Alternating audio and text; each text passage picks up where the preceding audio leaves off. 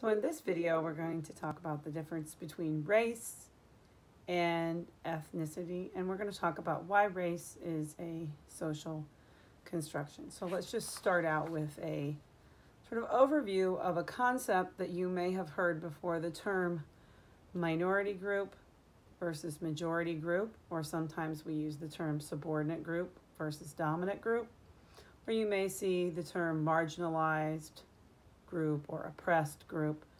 In sociology, whether it is race, gender, age, religion, or any category, we try to make this distinction between the groups that have the most power and groups that have less power.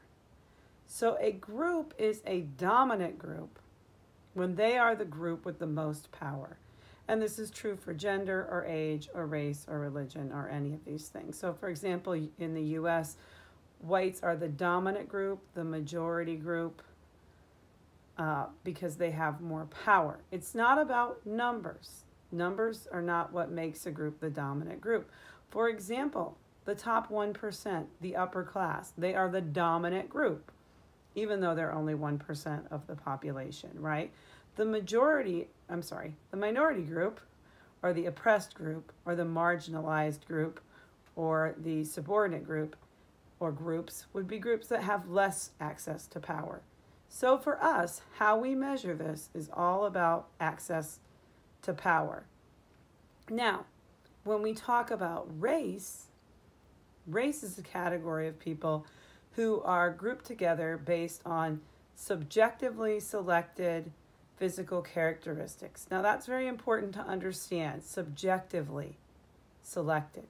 So what we do is we take characteristics in people perceived to be physical characteristics, and we decide to assign people into various categories based on these subjectively selected physical features. So it might be things like eye color, hair color, the texture of your hair, the shape of your eyes, your height. All of these things can be used to racialize people. In the US, one that we use is skin color. It's a big racializing factor or feature that we use to racialize people. So when we're talking about this in more depth, it's important to understand that race is a social construction. So what does it mean when I say that race is a social construction? When I say that, I am saying that race is not a biological idea, but it's a sociological idea. It's an idea that's not rooted in your DNA, not rooted in your blood type, not rooted in your hormones. So what does that mean practically? How do we know, for example, that race is a social construction and is not a biological construction? And I'm not telling you that you didn't get your hair texture or hair color or eye color or skin color from your parents. I'm not telling you that there's no DNA element to those things. But what I am telling you is the fact that we choose certain things and not other things is indicative of it being a social construction. So let me give you some examples of how we know this is a social construction. Let me just start with the first point. The fact is that we have a lot of people who are multiracial or mixed race. We also know that we can have interracial organ transplants. If we were really so biologically different, you wouldn't see that happen, right? You wouldn't see a person of European descent, a white person getting an Asian person's, donated kidney, or a black person getting a white person's donated kidney. You wouldn't see those kind of things happening if we were that genetically different, right? And then when we talk about multiracial people, it's important to understand that humans have mixed throughout the world. We think, with the best evidence that we have, that we go back to a common ancestor somewhere on the African continent.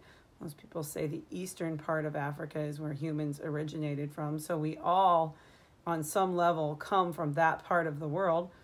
And as we spread out to other places, we also sort of came back and intermixed and intermingled with each other. And if you want to take it a step further, I could use the example of my own family. So In this culture's ideology, I am considered white. But if you look at my children are not considered white. So people would consider them black or biracial or who knows, whatever else they might think. But the truth is that genetically, my children are closer to me than they are to someone who is the same race as me, right? And if race was purely genetic, we wouldn't end up with people in the same family categorized in different races, right? So we know that if we're talking about someone's biological children, those children are probably closer to them, right, than any other random stranger, regardless of the race of that stranger. But isn't it interesting, if I was walking down the street and I was with this fair-skinned, brown-haired child, most people would assume that that child was closer to me genetically than my own biological children. That is something that lets us know that race is a social construction, not a biological construction.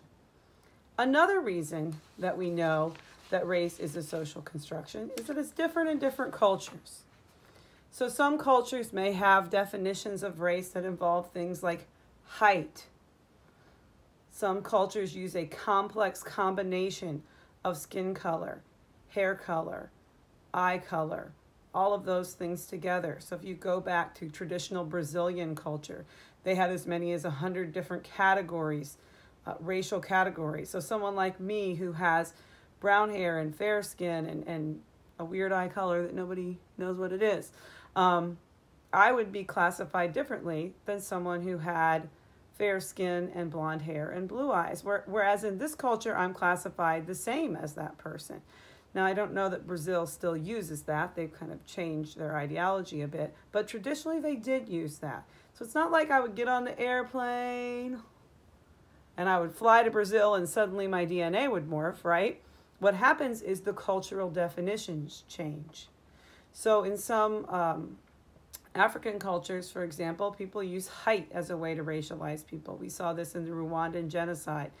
When they made these distinctions between the Hutus and the Tutsis, and the Hutus were considered the shorter people and the Tutsis were considered the taller people, and you would see people using height as a way to assign these groups into these different racialized categories. So different cultures are going to have different definitions. If you go to Latin America, for example, people are not really black or white, they're sort of lighter or darker. They still have plenty of discrimination there, but it's not based on this idea of very rigid boxes that people can easily fit into. Another thing we know is that race changes over time.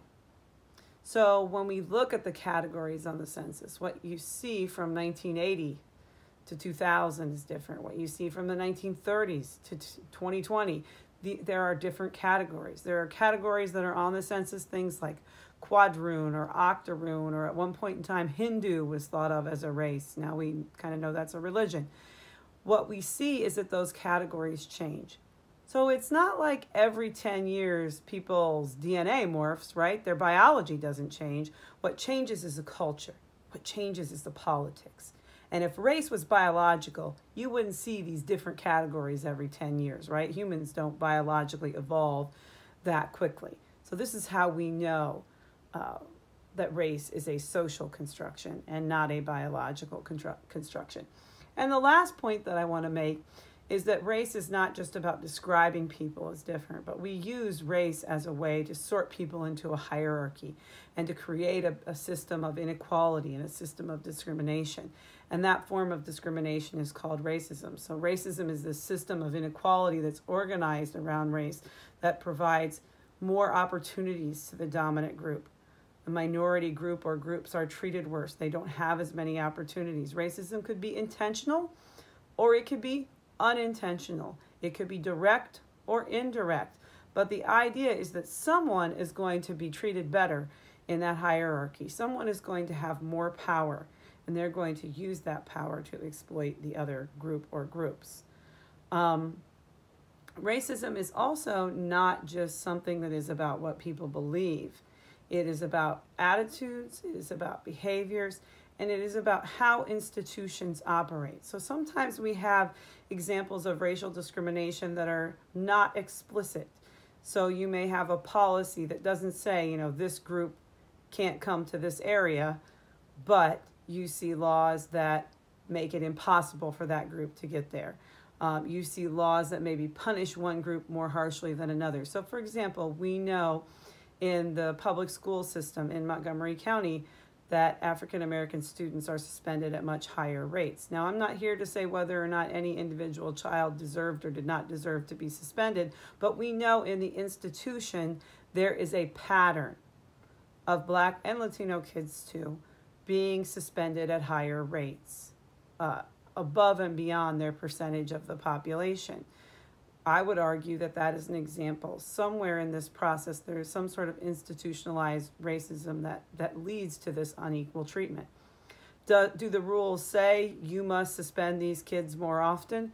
No, but is the outcome one where the institution operates in a way that is more favorable to one group over another? And then I would say the answer to that is, unfortunately, yes. And we can see this in other areas as well. We can see this in the criminal justice system. We can see this in our economic system when people are getting hired for jobs. Racism takes many different forms. On the other hand, ethnicity is about your culture. It's about where you're from. When people are part of an ethnic group, they have shared traditions, shared names, shared family practices, shared customs. It's not anything about any kind of physical appearance, not about your skin color or your eye color or your hair texture or the shape of your nose or any of those kind of things. It is about where you are from.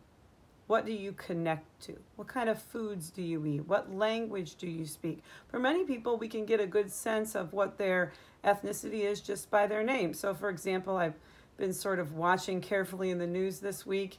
We're in the middle of this global pandemic, and you see press conferences every day from the governor of New York, Mario Cuomo. And Cuomo is a very Italian American name, and their family is very, very stereotypically Italian American. And he was talking today about how he couldn't cook, but he would order meatballs and simmer them all day long to make it look like he had cooked this traditional family meal that they had every Sunday. That's part of their culture, right? The food they were eating, the practice of having a meal. I know in the Italian American culture on Christmas or Christmas Eve, I can't remember which one, they have a 7-course meal of fish and seafood, 7 different courses of seafood. I've done that one time. Something very different that people from the Midwest, we can't even name 7 types of fish. It's part of their culture. So when you look at your ethnicity is your culture. Your race is more about your physical appearance. So for example, for me, in this culture, I'm defined as white racially, and my ethnicity would be Irish American. Now, there is an interesting debate, and I don't have time to get into this now, but about whether or not Irish is, or American, is an ethnicity. And because there's a difference between ethnicity, race, and nationality. Nationality is where your citizenship is, right? What country do you belong to? Ethnicity is what culture or subculture you are from. And race is about your physical appearance. So that is an important distinction, and people often confuse those 3 similar but different concepts. So before we get into discussing prejudice and discrimination, which will be the topic of the next video, I do want you to have a general grasp of what the racial makeup of the population currently looks like. So on this chart, I'm showing you the current makeup of the U.S. population in terms of race and how that has changed over time. So one thing you should notice from the chart is that the number of people who are Asian American and the number of people who are Latino has increased pretty dramatically. African Americans and Native Americans have increased ever so slightly. And the percentage of people who are from European or Euro-American or white ancestry has declined. So that's the trend that we're in right now.